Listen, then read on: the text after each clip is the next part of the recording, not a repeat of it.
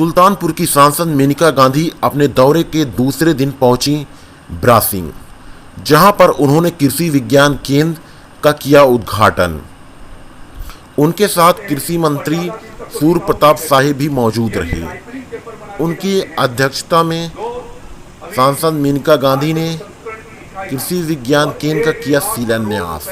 इस मौके पर उन्होंने क्या कहा, चलिए आपको सुनाते लिया है। ये किसानों के लिए किस तरह से कितना उपयोगी होगा? ये पहली शायद जगह है जी उत्तर प्रदेश में जहाँ 2 केवी के किसान सेंटर बने हैं। और मैं धन्यवाद देती हूँ मुख्यमंत्री जी के। और ये जो केवी के बनेगा, ये एक केंद्र बनेगा नए चीज़ें सिखाने के लिए किसानों को। ये जो 5 करोड़ रुपये ये उसके लिए ज़्यादा किए गए और भी आए हैं। और हम कोशिश करेंगे कि किसानों को सिखाना नए चीज़ें, जैसे कि मैंने मंच से कहा था, बांस के, नींबू के, नींबू के, केले के, अन्य ऐसी चीज़ें जिससे उनकी जो डिपेंडेंस है केवल गन्ने पर, वो थोड़ा सा कम हो जाए और वो और अमीर हो जाए। तो ये 1 साल लगेगा इसको बनाने में, और 1 साल के अंदर ही वो यूनिवर्सिटी की तरफ से हम लोग किसानों की ट्रेनिंग शुरू करेंगे यहीं से। ये किस तरह से ये कृषि विज्ञान केंद्र फ्रंट लाइन प्रदर्शन करेंगे और विभिन्न कार्यक्रमों और परियोजनाओं को अपने केवीके पर चला करके किसानों को प्रशिक्षण देने का काम करेंगे। उनको बीज सुलभ कराएंगे और उनको तकनीकी भी सुलभ कराएंगे, और आवश्यकता पड़ेगी तो किसान के फील्ड पर भी जा करके उनको तकनीकी गाइडेंस उनको देने का काम करेंगे। तो इस प्रकार से ये प्रयास होगा कि सुल्तानपुर के किसानों को नई विधा से, नई तकनीकी से उन्नतशील बीज दे करके और विविधीकरण के माध्यम से उनकी आमदनी को बढ़ाया जा सके।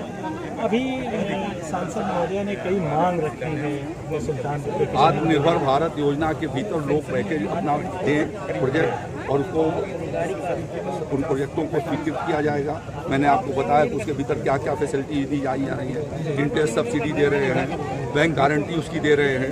तो निवेशकर्ता जो सुल्तानपुर के हम आगे आएंगे तो उनकी पूरी मदद की जाएगी। कृषि बिल पर विपक्ष भ्रम फैला रहा है, क्या है सर?